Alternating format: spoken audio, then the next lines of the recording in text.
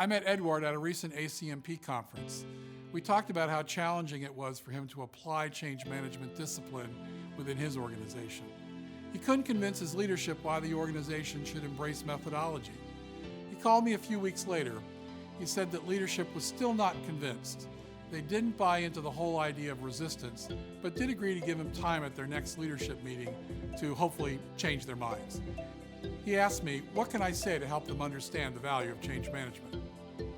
Edward poses a really important question, one that most of us as change agents, sponsors, change practitioners get frequently.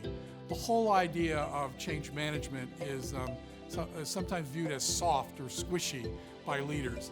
They're accustomed to working with facts, working with process.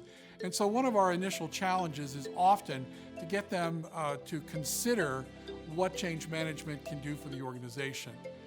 That conversation often, in my experience, doesn't start with a conversation around change management, but should start with a conversation around risk. They understand risk. They understand the need to tie performance, to tie value add to the organization and to the bottom line.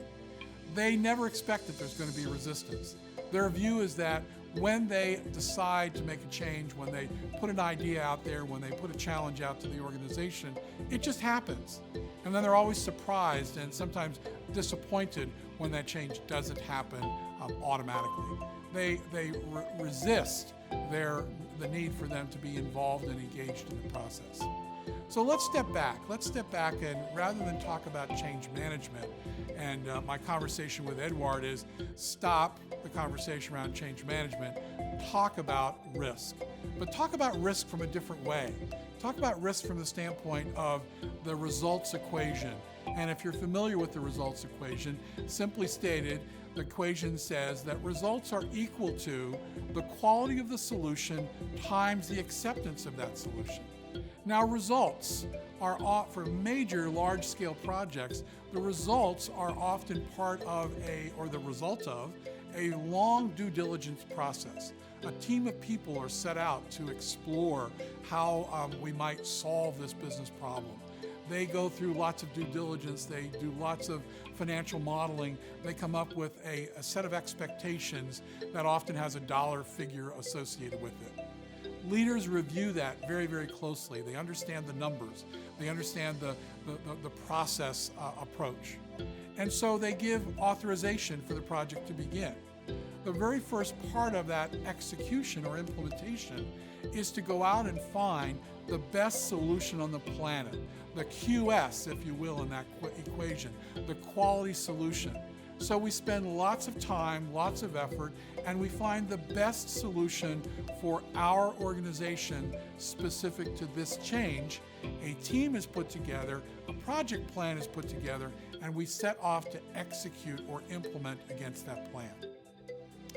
What we all know is that the risk associated with that effort is that it requires people to make certain that the solution is done well.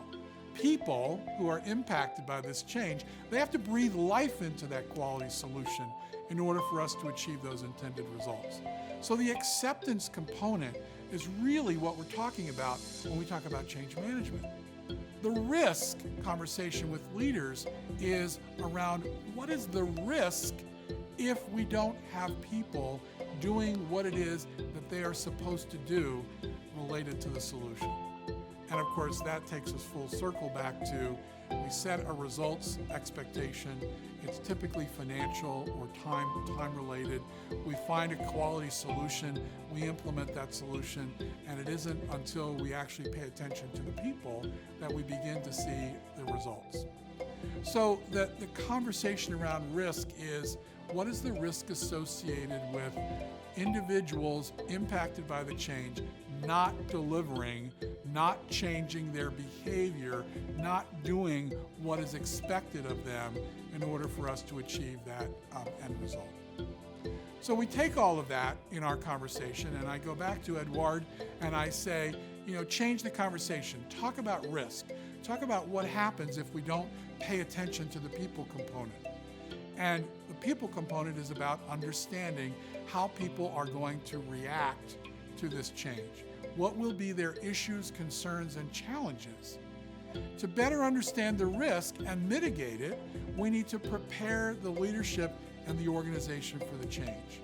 If we do a good job, if we anticipate what their issues, concerns, and challenges are going to be, and we mitigate proactively rather than solve or resolve reactively, we're far ahead of the risk issue.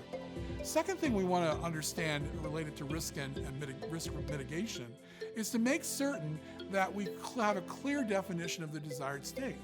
If we have a clear definition of the desired state and we have a really solid plan for risk mitigation, we're going to get to that desired state much more quickly. And we're going to minimize the impact on organizational performance. Another issue, while we're going through the change, the organization will experience a decrease in productivity, what we call a dip in the delta, or a dip in the time, that transition time between the current state and the desired state.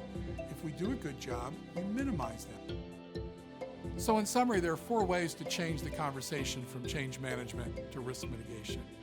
First, we want to focus the change management strategies and tactics on achieving business results and improving organizational performance. We want to discuss the impact of disciplined risk management rather than implementation of change management methodology. We want to reinforce the need to mitigate the risk if targets don't accept the change and modify their behavior. Present the role and the responsibilities of sponsors as delivering intended results by minimizing risk, including resistance mitigation.